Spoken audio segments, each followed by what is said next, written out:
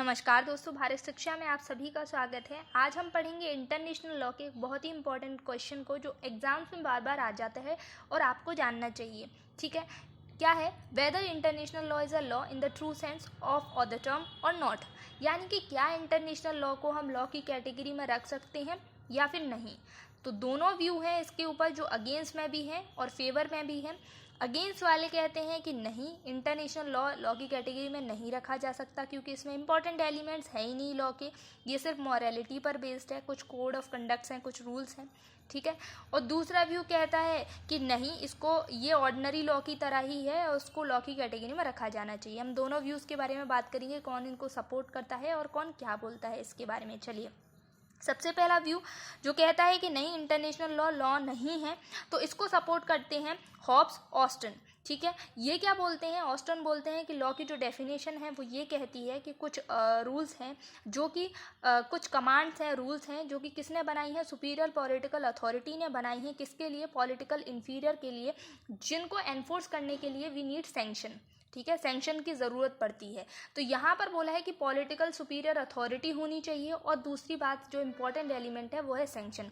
अगर हम international law को इसी तरीके से देखें तो इंटरनेशनल लॉ में ऐसा कोई भी सैंक्शन नहीं है जो कि किसी भी लॉ को तोड़ने पर पनिशमेंट प्रोवाइड कर सके। तो इंटरनेशनल लॉ को हम लॉ की कैटेगरी में नहीं रखेंगे। ऑस्टन को सपोर्ट करते हुए हॉब्स भी बोलते हैं कि सैंक्शन बहुत इंपॉर्टेंट एलिमेंट है किसी भी लॉ के लिए, क्योंकि हॉब्स को किसी ने अगर पढ़ा हो तो हॉब्स ने इंसान को कैसा बताया है? बहुत ही ज़्यादा वॉयलेंट बताया है, बहुत ही ज़्यादा नेस्टी बताया है, और उसको कंट्रोल करने के लिए हमें पनिशमेंट या सैंक्शन की ज़रूरत तो पड़ती है, जिससे हम सोसाइटी में ऑर्डर को मेंटेन रख सकें। तो अगर किसी भी लॉ में सैंक्शन नहीं है, पनिशमेंट नहीं है उस लॉ को एनफोर्स करने के लिए, तो फिर वो लॉ की कैटेगरी में नहीं आएगा। तो यहाँ पर हॉब्स ऑस्टन ये सारी बातें बोलते हैं।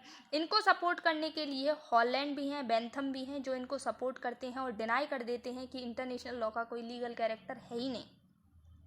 अब इसके फेवर में देख लेते हैं कि जो लोग ये मानते हैं कि इंटरनेशनल लॉ को हम लॉ की कैटेगरी में रखेंगे, तो इसको सपोर्ट करने के लिए हमारे पास हैं ओपीएम। वो क्या है? आई डोंट नो, मैं ठीक से इनके नाम को प्रोनाउंस कर रही हूँ कि नहीं। चलिए खैर, इनकी डेफिनेशन देख लेते हैं। ये बोलते हैं कि किसी भी लॉ की इसेंशियल कंडीशन क्या है।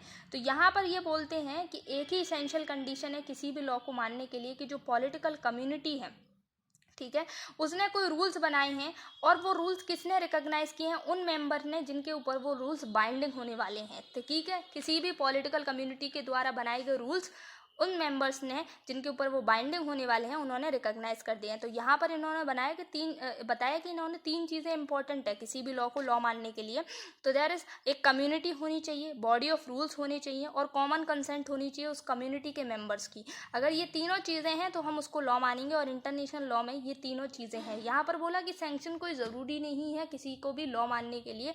तो दोनों ही आर्ग्यूमेंट के अगेंस्ट और फेवर को कंक्लूड करते हैं, तो ये पाते हैं कि इंटरनेशनल लॉ जो है वो डिफरेंट सेटिंग पर ऑपरेट करता है। हम ये नहीं कह सकते कि वो लॉ नहीं है और हम ये भी नहीं कह सकते कि वो लॉ है पूरी तरीके से। तो ये है उसका कंक्लूजन।